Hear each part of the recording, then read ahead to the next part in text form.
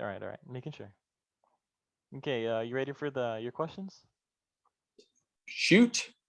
All right. I just have a couple of questions for you. Why did you choose to become a pilot? Because it is one of the one of the things I dreamed about doing. It's just so magical and amazing. And only few people in the world have the privilege of actually being able to fly in the air. And we are part of that. And it's such a small percentage of people in the world that actually are pilots and that maneuver machines through the air. It's just amazing. It's just an amazing experience. Okay. What did you use as your sources for on becoming a pilot? Like, what were your things that you referenced while you were becoming a pilot? Other pilots, other pilots, and well, other pilots would talk about how amazing it was to be a pilot and to fly these machines in the air, and then airplanes themselves. Is you go and you look at airplanes. I've actually I don't think I've ever seen an airplane that I don't like.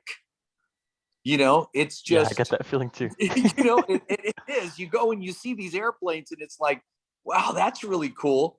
Even these old airplanes, it's just so cool to know that people are out there, even penny pinching, trying to do whatever they can, to get up in the air, Yeah, and awesome. they do it. And so I've honestly never seen an airplane that I haven't liked. Would you say that aircraft or other pilots were your main source of knowledge? Definitely, without a doubt. And dreams. Okay. Um, did you have any like preconceived notions of the type of tests that you had to take to become a pilot, or were you just sort of going along with it as you were, flying and learning? That I had some great people in my life that um, that have guided me through my life. My father, my brother, my mother, and some incredible mentors that I've had that have always told me that there is nothing that I cannot do. Hmm. And I really believe it. I was growing up not thinking about whether I could do it. It's whether I wanted to do it.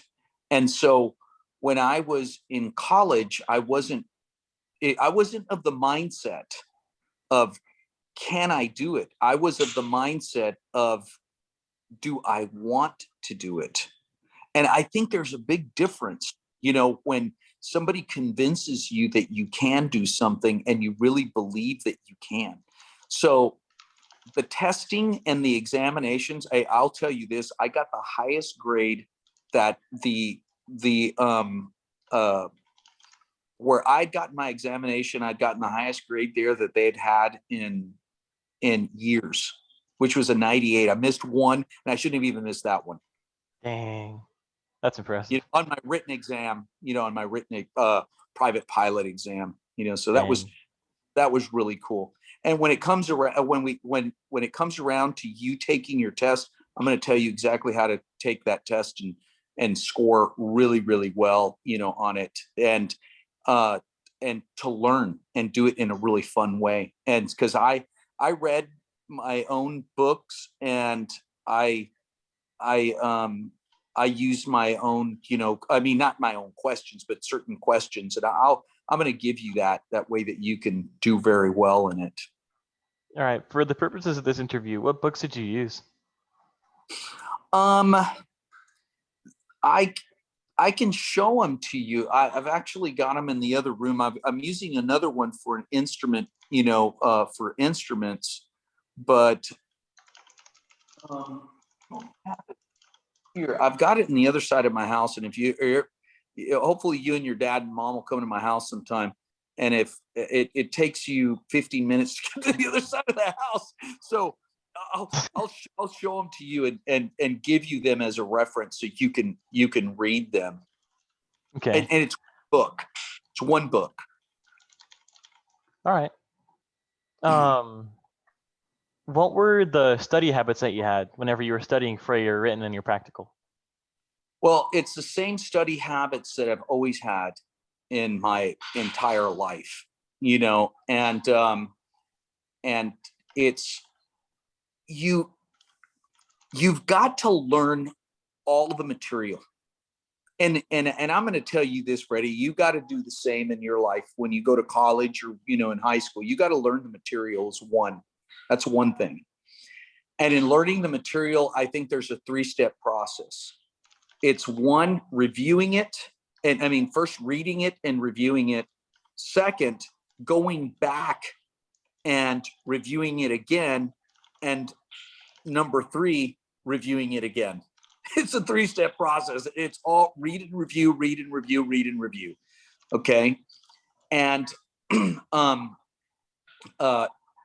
something that you want to learn, it's easy to retain. But you've got to learn the substantive part of, you know, anything that you're learning first. And then you got to learn what the test strategy is and what the tricks are going to be, because this is a multi-state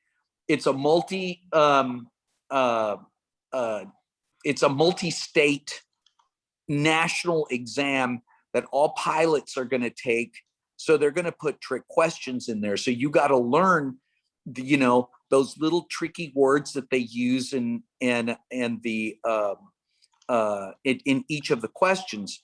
And so once you get that down, you practice these questions and practice the questions. So you got to know the material frontwards and backwards. And then you've got to know the testing. And I always tell my kids this, and my son he's got a 3.7 GPA. My daughters have done really well in school. And I tell them, 1, know your material, 2, know your professor, and 3, know what kind of testing they're going to do. And with that, you will do very well. But it's got to be a commitment that you're going to make. And it's not going to be, you're not going to do it at 60%. You're not going to do it at 80% or 95% or 99%. It's got to be 100%. And you got to put it in. And then with that, you'll do pretty good. And as a pilot, we can't make mistakes. Yeah. We cannot make mistakes. And so, you know, I think we've got to fly a plane that way, and we've got to learn that way. And right now I'm, you know, it's the same with, flying instruments. You've got to know all of the material. You got to know everything. It's important to. And it's also knowing the history of why it is that certain things are in aviation. Okay. I think it's a really good way to you know, be so diligent and willing to learn that. And that's definitely something I need to do. Yes. Would you change anything about the way you approach studying for the written or your practical?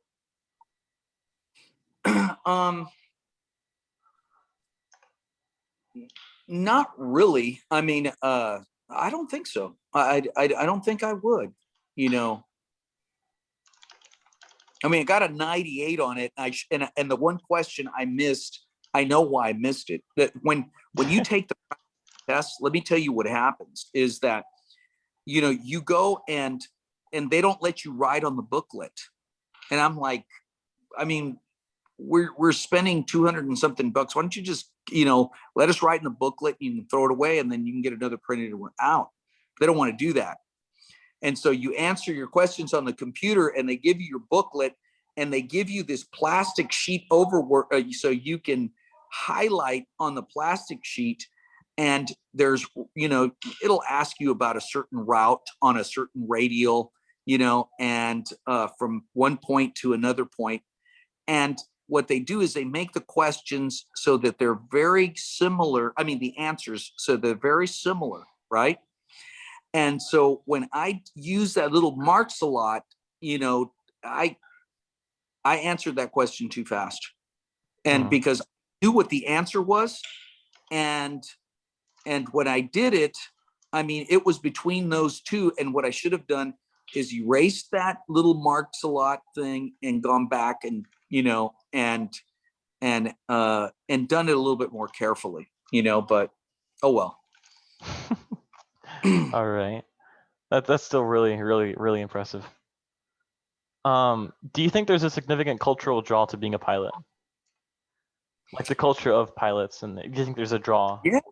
Yeah, I think there is. And I mean, if you go into these private FBOs, and it's not it's when we're talking culture, it's not a racial culture, it's not a regional culture or anything. But you go into any of the private FBOs, they give you the combination to the door.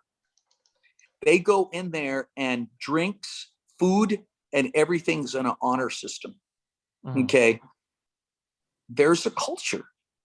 And the culture is, there's a lot of respect. And I think there's a certain type of person that becomes a pilot that appreciates, you know, respect for other pilots and respect for like their own home. Because the way they look at these FBOs is like their own home. And they're going to want to fly through that FBO again. And they're not going to want, you know, money taken from it, you know, to be anything stolen from it. And so I think for the most part, it may not be 100%, but for the most part, pilots are very, you know, respectful of each other.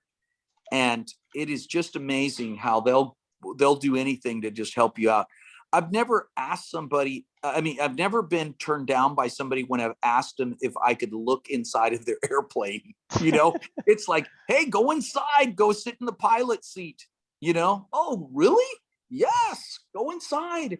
Or they're proud to invite you in and show you their airplane and tell you about their airplane and take that time out. It's just an amazing, wonderful culture. And it's black, white, you know, Mexican. I mean, it doesn't matter where you're at. I've been at airports in different countries, and you know, and I get the same type of warm reception from people. And when they ask you, "Oh, are you a pilot?" and you say, "Yeah, I am." It's like, "Oh, come here, brother. Let me, you know, give you a hug, man." You think? Yeah, Would you say it's like a lot of hospitality, like very? yeah. Oh, there's no question about it. I mean, there is a lot of hospitality that comes along with it. Lots of friendliness. I I have never seen people mad at each other when people are flying. You see this big smile on their faces, and you see, you know, nothing but joy and happiness. I mean, it's incredible. It's just it's wonderful. I agree with that. Well, what would be some advice you'd like to tell someone who's looking to get into aviation? I'd say do it. I'd say definitely do it. It's the joining of a fraternity that is just absolutely spectacular. It's better than any fraternity that I ever was belonged to when I was in law school or anything like that. They were great, but this is so much. I mean, it's just so diverse, so wonderful, so positive. You know, it's just amazing. Okay. Would you happen to have any like extra comments just to, or anything you'd like to just add to the interview, or anything you'd like to just say extra? No, just keep on flying. And you know, it's what brings happiness. Hey man, it makes me happy. You know that people, it's this is interesting, but you know, people will go like, man, I mean, aren't you going to fly? Aren't you nervous? And you will not believe this, but you know, because my doctor asked me, oh my God, you're flying. I mean, what does it do to your heart rate and all that other stuff? I said, you're not going to believe this. It relaxes me like you can't believe. When I fly, it's one of the most, I mean, I'll bet you anything. I've never taken my like blood pressure or anything while I fly, but I will bet you anything my blood pressure, it's just like a pressure relief valve. It's just Yeah. All right. Well, thank you for your time for this interview. I really appreciate it, and hopefully we'll be able to fly sometime. Yeah, no, are you kidding? Definitely.